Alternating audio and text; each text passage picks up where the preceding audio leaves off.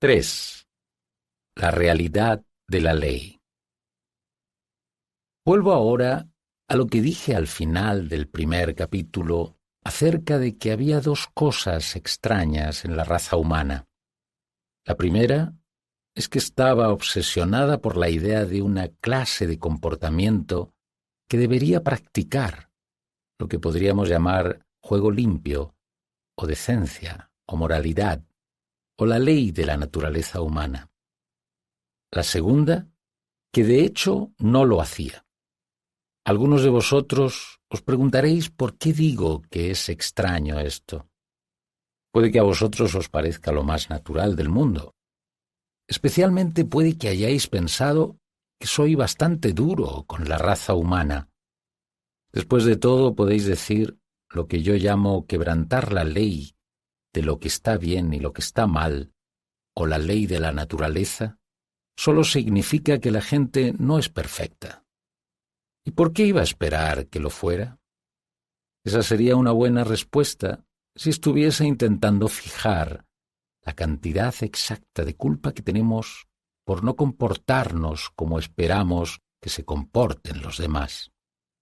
Pero eso no me compete en absoluto. Por el momento, la culpa no me concierne. Lo que intento averiguar es la verdad. Y desde ese punto de vista, la sola idea de algo como imperfecto, de algo que no es como debería ser, tiene ciertas consecuencias. Si se toma algo como un árbol o una piedra, cada uno de ellos es como es, y no parece tener sentido decir que debería haber sido de otra manera. Naturalmente puede decirse que una piedra tiene la forma equivocada si quiere utilizársela para un jardín de rocas, o que un árbol es malo porque no nos da tanta sombra como esperamos. Pero lo único que queréis decir con esto es que la piedra o el árbol no resulta conveniente para vuestro interés particular. No les echáis, excepto en broma, la culpa por eso. En realidad, sabéis que, dado el clima y el suelo, el árbol no podía haber sido diferente.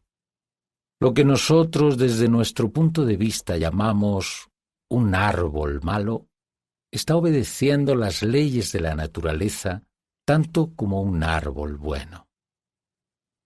Bien, ¿os habéis dado cuenta de lo que se sigue de esto? Se sigue que lo que nosotros llamamos las leyes de la naturaleza, el modo en que el clima actúa sobre un árbol, por ejemplo, pueden no ser realmente leyes en el estricto sentido de la palabra, sino solo en un sentido figurativo. Cuando decís que las piedras que caen siempre obedecen a la ley de la gravedad, ¿no es esto tanto como decir que la ley solo significa lo que siempre hacen las piedras? ¿No pensáis en realidad que cuando se suelta una piedra, ésta recuerda súbitamente que tiene órdenes de caer al suelo? Solo queréis decir que, de hecho, cae.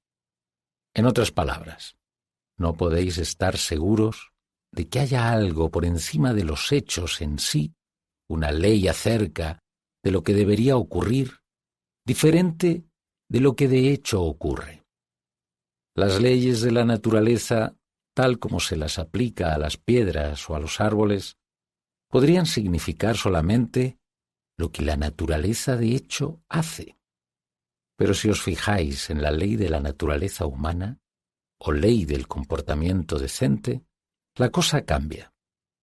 Esa ley no significa ciertamente lo que los seres humanos de hecho hacen, porque como he dicho antes, muchos de ellos no obedecen esa ley en absoluto, y ninguno de ellos la obedece completamente. La ley de la gravedad os dice lo que hacen las piedras si las dejáis caer, pero la ley de la naturaleza humana os dice lo que los seres humanos deberían hacer y no hacen. En otras palabras, cuando se trata de seres humanos, algo más entra en juego que está más allá y por encima de los hechos en sí. Tenéis los hechos, cómo se comportan los hombres, y también tenéis algo más, cómo deberían comportarse. En el resto del universo no es necesario que haya otra cosa salvo los hechos. Los electrones y las moléculas se comportan de una cierta manera, y de ahí se siguen ciertos resultados, y puede que esa sea toda la historia. Pero los hombres se comportan de una cierta manera, y esa no es toda la historia, ya que en todo momento se sabe que deberían comportarse de manera diferente. Pues bien, esto es en realidad tan peculiar que uno se siente tentado de explicarlo. Por ejemplo, podríamos intentar fingir que cuando decís que un hombre no debería comportarse como lo hace, solo queréis dar a entender lo mismo que cuando decís que una piedra tiene la forma equivocada, es decir, que lo que el hombre está haciendo resulta ser inconveniente para vosotros. Pero eso sencillamente no es verdad. Un hombre que ocupa el asiento de la esquina en el tren porque él llegó primero, y un hombre que se coló en el asiento cuando yo no estaba mirando y quitó de allí mi maleta, son los dos igualmente inconvenientes. Pero al segundo hombre le echo la culpa, y al primero no. No me enfado, tal vez quizá por un momento, antes de entrar en razón, cuando un hombre me hace tropezar accidentalmente. Me enfado con un hombre que intenta ponerme una zancadilla, incluso si no lo consigue. Sin embargo, el primero me ha hecho daño y el segundo no.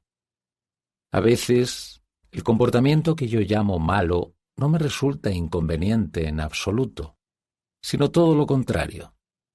En la guerra, cada lado puede encontrar que un traidor al otro lado le resulta muy útil. Pero aunque lo utilizan y le pagan, lo consideran un gusano. Así que no podéis decir que lo que llamamos comportamiento decente en los demás es simplemente el comportamiento que nos resulta útil a nosotros. Y en cuanto al comportamiento decente en nosotros mismos, supongo que es bastante evidente que no significa el comportamiento que compensa. Significa cosas como estar satisfecho con 30 chelines cuando podrías haber conseguido 3 libras, estudiar honestamente cuando hubiera sido más fácil copiar, dejar a una chica en paz cuando os habría gustado hacer el amor con ella, permanecer en lugares peligrosos cuando podríais haber ido a un sitio más seguro, guardar promesas que habríais preferido no guardar, y decir la verdad aunque esto os haga quedar en ridículo. Algunas personas dicen que aunque el comportamiento humano decente no significa lo que le compensa a una persona en particular, en un momento en particular, sí significa lo que le compensa a la raza humana como un todo, y que en consecuencia no hay en ello ningún misterio. Después de todo, los seres humanos son bastante sensatos. Se dan cuenta de que no se puede tener felicidad o seguridad auténticas, excepto en una sociedad en la que todo el mundo juega limpio. Y es porque se dan cuenta de esto por lo que intentan comportarse decentemente. Naturalmente, es muy cierto que la seguridad y la felicidad solo pueden provenir de que los individuos, las clases y los países sean honestos, justos y sinceros los unos con los otros. Esta es una de las verdades más importantes del mundo. Pero como explicación de por qué nos sentimos como nos sentimos acerca de lo que está bien y lo que está mal, se queda corta. Si preguntamos ¿por qué debería ser generoso? Y alguien contesta porque es bueno para la sociedad, podemos entonces preguntar a nuestra vez ¿por qué iba a importarme lo que es bueno para la sociedad, salvo cuando resulta compensarme a mí personalmente? Entonces tendrán que responder porque debería ser generoso, lo que nos lleva nuevamente a donde empezamos. Estáis diciendo lo que es verdad, pero no estáis haciendo ningún progreso. Si un hombre os preguntara para qué sirve jugar al fútbol, no serviría de mucho decirle para marcar goles, ya que intentar marcar goles es el juego mismo, no la razón del juego. Y en realidad solo estaríais diciendo que el fútbol es el fútbol, lo que es verdad, pero no vale la pena decirlo. Del mismo modo, si un hombre pregunta ¿de qué sirve comportarse decentemente?, es inútil contestarle para beneficiar a la sociedad, ya que intentar beneficiar a la sociedad, en otras palabras, ser generoso, pues la sociedad, después de todo, significa los demás, es una de las cosas en las que consiste el comportamiento decente. Lo único que estáis diciendo en realidad es que el comportamiento decente es el comportamiento decente. Habríais dicho lo mismo si os hubierais quedado en la frase «los hombres deberían ser generosos». Y es ahí donde me detengo. Los hombres deberían ser generosos, deberían ser justos. No digo que los hombres son generosos, ni que les gusta ser generosos, sino que deberían serlo.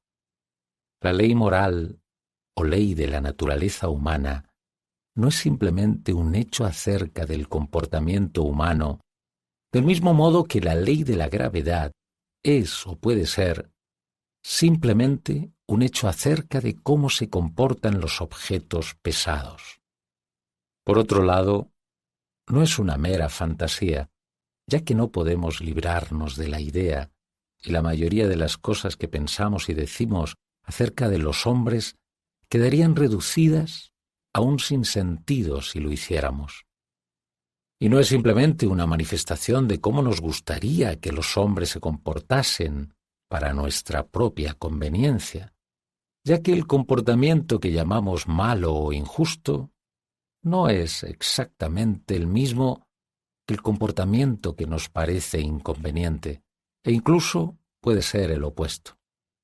En consecuencia, esta norma de lo que está bien y lo que está mal, o ley de la naturaleza humana, o como quiera llamársela, debe de un u otro modo ser algo auténtico, algo que está realmente ahí y que no ha sido inventado por nosotros. Y sin embargo, no es un hecho en el sentido corriente de la palabra, no del mismo modo que nuestro comportamiento real es un hecho. Casi parece que tendremos que admitir que hay más de una clase de realidad, que en este caso, en particular, hay algo que está más allá y por encima de los hechos ordinarios del comportamiento humano, y que sin embargo es definitivamente real, una ley real que ninguno de nosotros ha formulado, pero que encontramos que nos presiona.